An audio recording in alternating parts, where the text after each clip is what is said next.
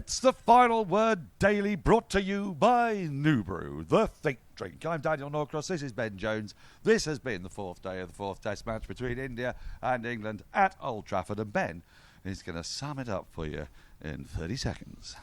England come out this morning and spank it around for a bit. Ben Stokes gets his 100 and then plenty more, ends on 140 odd. England gets a 6-6-9 and a big old lead. They then start like a house on fire with the ball. Chris Wokes takes 2 wickets in his first over, misses out on the hat-trick. India are none for 2. Surely this game is going down the pan. Get me to trainline.com, I need to book my journey home. Rahul and Shubman Gill have differing ideas. They bat for forever. They bat all afternoon. They take India to 174 for 2 at the close. KL on 87, Shubman Gill on 78. We've got a game on our hands. We sure do. And in a change from the scripted programme, I'm going to start at the end and work my way backwards, because the batting of England in the morning is kind of neither here nor there. We'll fill you in on it all in good time. But really, the main action today was the Shubman Gill and KL Rahul show. In the first 2 test matches, indeed for a fair bit of the third as well. Certainly KL Rahul and Shubman Gill in the first 2 have reigned supreme. They batted and batted and batted and batted and batted, and then Shubman Gill had a little dip. He had 3 innings where he didn't score hundreds and hundreds of runs. KL Rahul, though, his technique has still held up. Fantastic defensive technique. Apparently it's a vast improvement. No doubt Ben will tell us a little bit about that shortly. But it's the circumstances in which they came together. 0 for 2. It couldn't have been worse. So demoralised, staring down the barrel. 5 sessions to go. The possibility of a little bit of rain, maybe, but one of their key batters with a broken foot. And you've just lost Jaiswal, who scores 50s for fun, as they say, against England, and Sai Sudarshan, who doesn't really. But Wokes gone bang, bang, and when you're in that situation and you've been captain and you know how much criticism is heading your way if you're Shubman Gill, because it does, how he's cleared his mind and played one of those really assured innings in tricky circumstances to begin with. The ball was darting a little bit. Archer had dragged his pace back a little bit to try to get a bit more swing, and it was working. They were testing conditions and scoreboard pressure like you have never experienced. I don't know how they did it, but from 12:48 today until 6:32 today, they could not be parted. It was a masterclass. It really was. And I think it's worth adding another bit into that. All of that scoreboard pressure, all of that media intense scrutiny that you've spoken about, plus the fact they were doing it in the worst situation of all, a tricky little session, because they were having to come out to bat in that horrible 25 minutes before lunch. They've just fielded forever. They're knackered. They're demoralised. They're in the shit. They then lose 2 early wickets, and then it's KL and Shubman out there. I mean, it does not get tougher than that in Test cricket in terms of mental situations. And like you say, it felt like the cliche of, Indian batters just love batting. It felt very true. It kind of manifested itself. They just played. They weren't aggressive. Neither of them played particularly aggressively. There was a period of about 20 minutes where they kind of attempted to hit every half volley in the most aesthetically pleasing way down the ground for 4. I think there was about 20 runs scored off that in a few shots. It felt almost like, are we starting to stretch our legs? But then they didn't. They went back into their shell. They just batted tempo. Liam Dawson twirled away from one end and they played him assuredly. Jofra Archer, as you say, bent his back for a bit, went short. They ducked underneath it. They didn't do anything stupid. Bryden Cars, much the same. Chris Wokes had the keeper up to the stumps and was bowling tight in on off stump. They just played him out. They just played every ball on its merits. It's a cliche for a reason. They didn't get the head of themselves, and by doing so, they found themselves in a situation now where the game is still to be played for. There is still something to fight for on day 5. Now, there is rain around, but the equation is basically, if they come back till just after tea, India are probably going to save this game. And if you'd have told me that at 12:48, I would have. I'd probably made fun of you. Yes, well, you almost did, didn't you? Really, but you told me the game was done. It was absolutely certainly done. Yep. I like to imagine that Indian batters like to bat all day, and they did. You don't need to imagine. It's true. They just love it. But they did have one significant advantage in their favour. Only one, has to be said, because everything else was definitely not in their favour. And that was that England's leading wicket taker in this series, and you'd say most consistently excellent bowler by an absolute mile, Ben Stokes, was out there the whole time, prowling and moving people about, but he was also fielding balls occasionally with his foot, and he was moving a trifle gingerly, to put it mildly. Well, to be fair, he always does. Yes, he does. Well, there's a bit of that. There's a bit of strawberry blonde, I'd like to think of it. But he wasn't obviously in the best state physically, although we were assured that Ben Stokes is fit to bowl. And this is the mantra you'll always get from every team. It doesn't make any difference around the world. Oh, no, we mustn't suggest at any moment that he'd be injured. And there's a reason for it to a degree. You don't show any weakness. Don't want to show any weakness. You don't want to give your opponents anything at all. I mean, that's why Rishabh Pant is coming out to bat, for heaven's sake. It's all part of the same sort of thing. Exactly. But if he was fit to bowl, why didn't he bowl? And of course, it's not because he's the worst captain who ever lived, who forgot that his best bowler was on the field and he really needed a wicket and forgot to throw the ball to himself. That couldn't have been the reason. The reason must have been that he was fit to bowl, but he wasn't fit to bowl. I mean, it was a really peculiar dynamic for him to have to manage, because we saw him yesterday. You know, he has to go off the field because he pulls something or cramps up when he's batting, and he comes back out. Hero Stokes back to the scene. And then he kind of does the same thing today again. He does another reverse sweep while he's batting, and he kind of falls over and stumbles. Don't do it. Gets back up, is fine, seemingly. Then, he clutches, I think I'm going to say glute. You never get to say glute, really. But he grabs his bum, basically. Yeah. He grabs his bum when he's fielding, and he hobbles off and shakes it off. He doesn't move too badly. He doesn't look awful. And I think it's also worth saying, if he was properly done, he wouldn't be on the field. So he's clearly just managing something, and maybe overnight it's going to loosen up. Maybe it'll seize up and it'll go the other way. We don't know with these kind of things. But England will be far, far more desperate for him to get back than they thought they would need to be. I think at the start of the day, at lunchtime, when they're tucking in over lunch, that they could have gone, well, you know what, if Stokes can't bowl today, not the end of the world. It's getting towards being the end of the world now, because they've got a they've got a 95-year-old Chris Wokes who has bowled more than he has ever done in 4 consecutive tests, and with the keeper standing up for quite a bit of it. Quite right too, and that's testament to the wonderful keeping of Jamie Smith.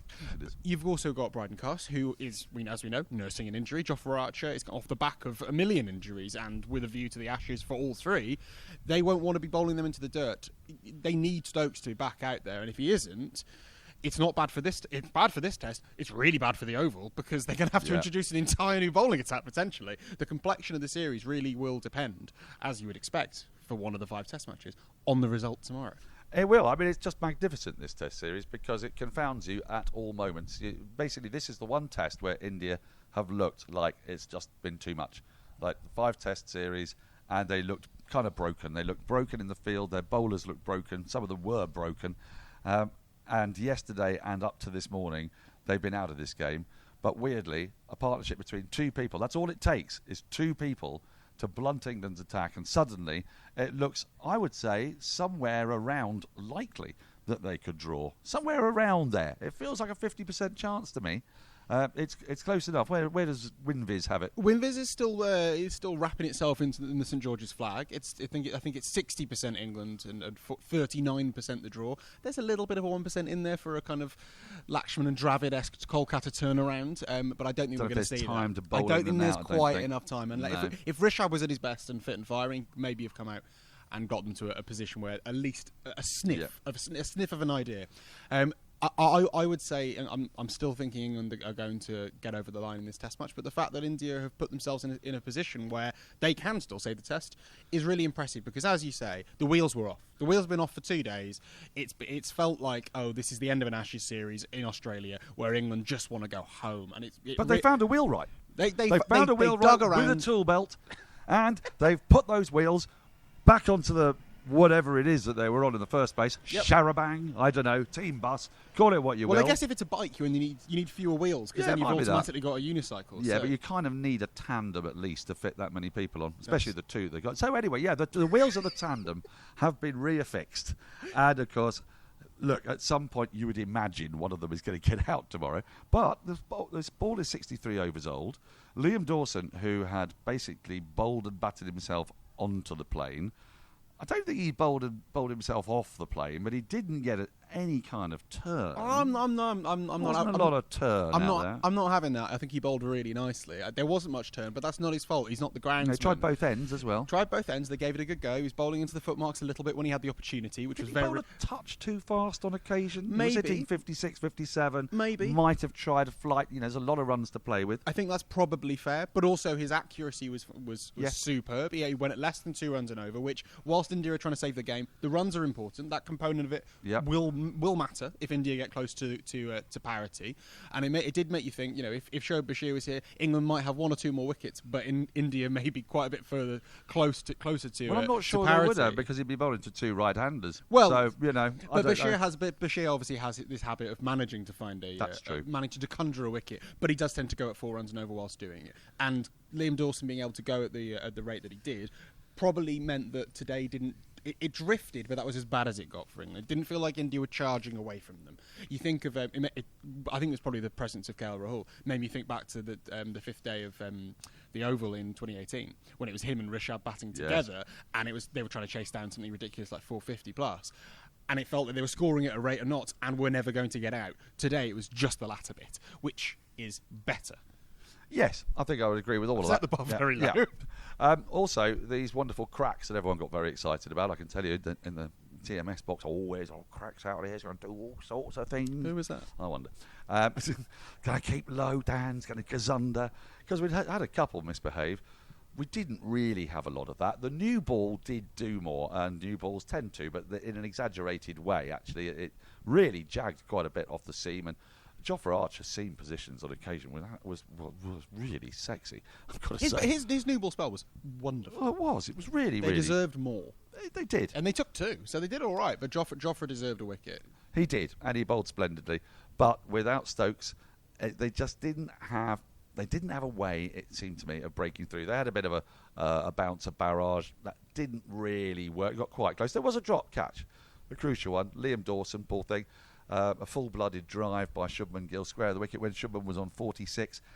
It did go straight to him, but he went at it as if it hadn't gone straight to him. Yeah. He sort of dived for a ball that was right next to him, which is never the best way to catch one, really. I think he was probably surprised by the pace of it, and maybe, I don't know, but maybe the trajectory of it just curved in some way, because it was an odd way that he went to catch it, wasn't it? Yeah, it did. It wasn't an aesthetically pleasing drop, if that's the thing that can exist. Yeah, I mean, watching it in real time, you thought, oh, that's a half chance that he's got close to, but no, it went to him, and he should have taken it, and yeah, that was as close as England got to breaking that partnership. Really, there was a couple of moments. Jofra, we'll come to it in the Hall of Fame. I've got some umpiring suggestions as I tend to. There was a close LBW there.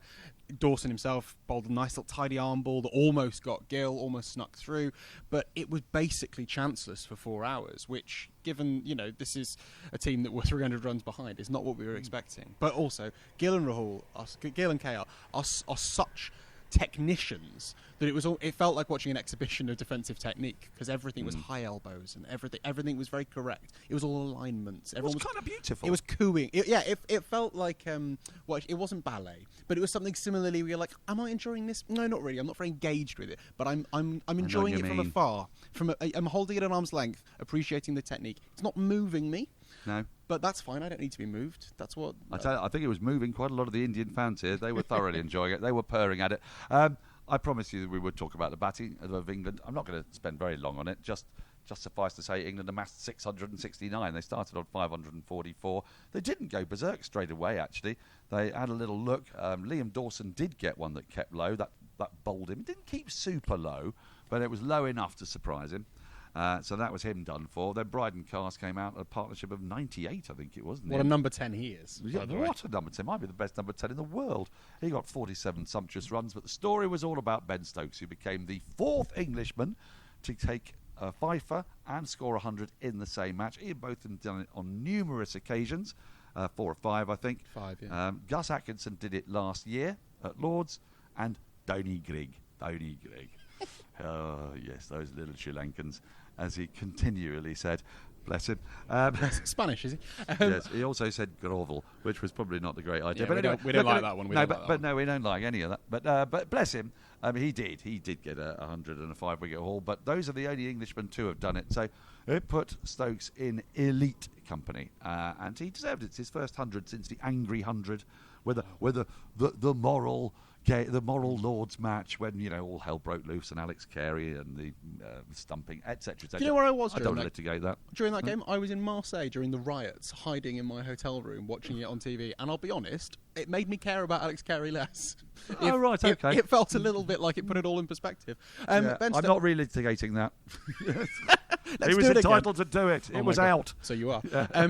Ben Stokes today played really well. Yesterday, for the first part of his innings, he didn't look super fluent. Today, he did because he was in Ben Stokes mode. He was trying to hit a lot of balls very far. There was a lot of kind of skewed stuff down the ground. He hit one beautiful cover drive on the up, just absolutely pinged it. And it was a little bit of a gesture to what he can be when he is at his best. I think it's not underspoken about Stokes' importance to this side, but the tempo that he can bring and the intensity that he can bring to a batting innings at number 6 when he is at his best. We're not talking about Jamie Smith batting above him anymore, and that's probably for the best, because I think we need Ben Stokes, the alpha, not Ben Stokes hiding behind keeper at number 7. Yep, fair enough. Right. That's basically the day's play, and shortly we're going to go to the Hall of Fame. But before we do, it's time for the Noobru Cricket giveaway. We're giving away a brand new Virat Kohli Genius Cricket Bat, gloves and case, plus a year's supply of Noobru Pro, that is, worth over £1,600. That's a lot of pounds. To enter, go to noobru.com/final word. That's NOOBRU.com/final word. And purchase any or all of our 12 qualifying cricket Noobru products. Qualifying products will display how many entries each product will get you. The more you buy, the more entries you get. What's more, that 15% discount for being a final word listener, well, it still applies. Today's featured product is Noobru Sprint Energy 2.0. My goodness, how Ben Stokes may feel he need a bit of that. He's put in a lot of work and he needs some sprint energy. It's what energy drinks were supposed to be. No crash, poor sleep or palpitations, because youngsters aren't the only ones who need to get up and go. Yes, you're looking at a man who very much desperately needs to. Noobru has over 3,000 verified reviews online with an impressive 4.9 stars out of 5. The winners will be announced at our Wormsley cricket match on Monday the 18th of August. The final word against 0 ducks given. Noobru Virat Kohli Genius King Cricket Bats and Gloves giveaway. UK residents, please, 18 plus only. Runs Tuesday 22nd of July to Monday 18th of August. Qualifying purchases earn entries automatically. Different products earn different entry amounts, but the more you buy, the more entries you get. No purchase necessary. Postal entries accepted. Full terms at noobru.com/final word. Right, it's time for us to take a break. On the other side, it's the Hall of Fame. Welcome back. It's Hall of Fame time with me, Daniel Norcross and Ben Jones. It's hard to think of Hall of Fame moments for when 5.5 hours of the day was spent watching very serious, very good, very correct batting. It's been a very serious test match, hasn't it? It's been a very serious test match. We're not serious people, believe you me. No, absolutely We can find silliness in almost anything. But absolutely. I didn't find much silliness in the last 5.5 hours. Please tell me you have found something. No, I've got a minor quibble about laws. Oh, okay. Jofra Archer bowled a lovely hooping in-swinger to Shubman Gill, and it struck him a kind of like a bump ball between pad and bat, and it was given not out on the field. It was very, very close. They broke it down. I reckon if there had been an extra frame in the replay, it might have shown that it hit the pad first, and it would have then been out, but it was very close. It wouldn't have been out because it was umpire's call. Oh, true. Yes. But on impact. Let's work for the bit. Sorry. It was inconclusive. It was determined to be inconclusive by the TV umpire, which is completely right. That's what it was. It was inconclusive. But in England lose their review because of that. Now, I think in that instance, that's essentially an umpire's call on contact. What I think in that instance, if the decision by the umpire is that it's inconclusive, it should be that it's you retain the review, because essentially everyone's gone, I don't know. The players have gone, I don't know. The umpire's gone, I don't know. The TV umpire's gone, I don't know. And the technology has gone, I don't know. So in that instance, I think it should be retained. But that's because I'm a bitter England fan, I guess. But yeah, well, I don't think you are. No. But yes, I mean, yes, I'll take that point. I think that's absolutely fair. England did burn a review with a truly terrible one. Later on, my Hall of Fame was the Michael Van Gerwen lookalike in the permanent temporary stand. Is it that way around? I'd go. I think it's that way around. Temporary, permanent. Temporary. I don't know. That sounds existential. That stand, the party stand. The party stand here. There was a Michael Van Gerwen lookalike who was just encouraged to drink huge quantities of booze And then everybody started singing the theme song that Moo Michael Van Gerwen For about an hour. and then the darts came on. It was that kind of a day. And then he left very visibly to go and be sick because we've got a healthy culture of drinking in this country. Yeah, well, / maybe just we're really good at it. So 6 of 1. I'm about to go and test that theory very shortly. Can I also say, yes. Was he a Michael Van Gerwen lookalike, or was he just Really? a bald man? Just a bald man. I mean, we got quite a low bar for that sort of thing. It was that kind of a day. Yeah. It was not a silly day. We saw silliness and we leapt on it. Exactly. Hopefully there'll be a bit more silliness tomorrow that we can bring in. Or else we might just see a display of very, very serious, very, very brilliant batting from 2, 3, or maybe 4 or 5 absolutely brilliant Indian batters. Why don't you wait to find out tomorrow? We'll be here. We'll tell you all about it. It's the last day of the Test match coming up. We'll be back, me and him. Until then, from us, and don't forget to go to noobru.com/final word to get your 15% discount. It is goodbye.